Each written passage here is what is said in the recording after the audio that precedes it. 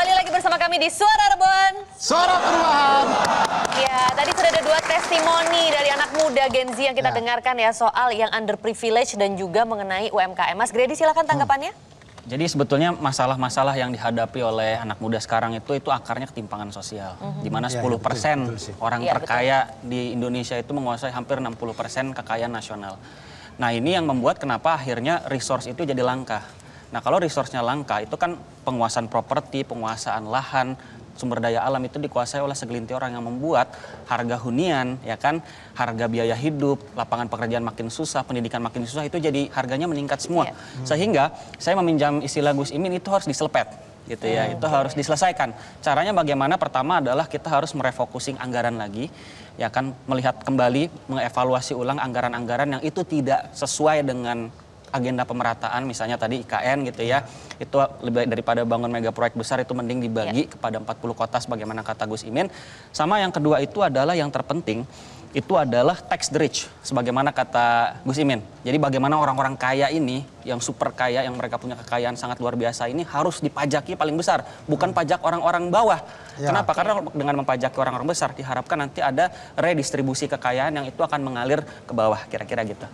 Oke, jadi termasuk yang tadi pelaku UMKM itu juga ketimpangan sebenarnya ya, karena yang diperhatikan ternyata yang menengah ke besar gitu, bukan yang mikro, kecil. Itu yang kemudian kita sering dengar ada skala prioritas. Ketika skala prioritas itu digunakan, maka kemudian hal-hal yang kita rasakan sebagai anak muda ini harusnya bisa diselesaikan karena dananya ada sebenarnya. Cuman tidak pernah diprioritaskan aja gitu selama Makanya ini. sekarang di penghujung acara ini kita ingin tanya ya closing statement dari masing-masing narasumber, mungkin singkat saja dari Mas Ivan dulu. Mungkin kita ingin tahu apa saja sebenarnya gagasan dan kebijakan Amin yang melibatkan anak muda yang juga mampu mengubah masa depan dan juga mungkin afirmasi atau semangat untuk para anak muda yang bisa menggunakan hak pilihnya. Silakan. Baik, Mbak Maria, terima kasih. Pasangan Amin sangat percaya pada konsep keadilan sosial. Bicara anak muda, maka kita bicara keadilan antar generasi.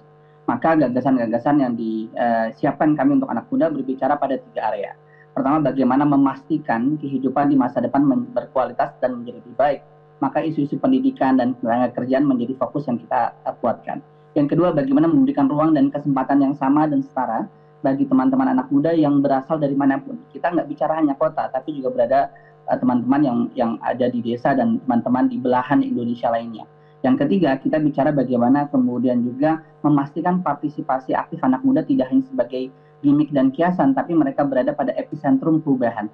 Maka 3 hal ini sebenarnya sudah cukup untuk meyakinkan teman-teman semuanya, karena teman-teman anak muda ini mewakili 50% lebih pemilih aktif pada saat Pilpres nanti. Maka saya ajak teman-teman semua jangan pernah kelewat untuk bisa mencoblos pada saat nanti hari H dan juga mengajak teman-teman di circle-nya masing-masing.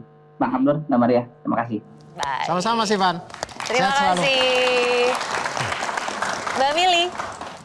Singkat, mungkin saya agak nggak seoptimis itu ya, tapi sedikit pesimis.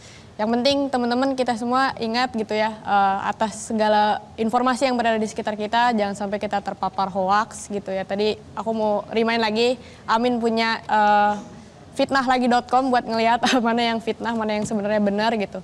Terus mungkin satu pesan terakhir, jangan sia-siakan hak pilih kita, karena sebenarnya apatisme kita itu nggak merubah apapun dan nggak mempengaruhi siapapun gitu ya.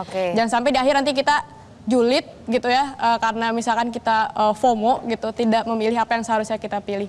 Aku berharap kita semua nanti di akhir tuh bisa pamer gitu ya, posting di Insta story kita, udah foto, udah milih, terus kita bangga gitu bahwa oh ternyata apa yang saya pilih tuh bisa memenangkan Indonesia dan merubah Indonesia ke depan. Oke, tapi kenapa pesimis sih? Tadi harus optimis dong. Kan minimal bisa healing gratis gitu. Itu aja cukup gitu kalau buat anak muda. Oke, kadang-kadang isu-isu sederhana itu memang menarik perhatian dari anak-anak muda khususnya Gen Z ini ya. Betul. Berikutnya Mas Gredi, gimana? Semua ngomongin Indonesia Emas 2045. Betul. Ya kan? Tapi masalahnya adalah Indonesia Emas itu punya syarat.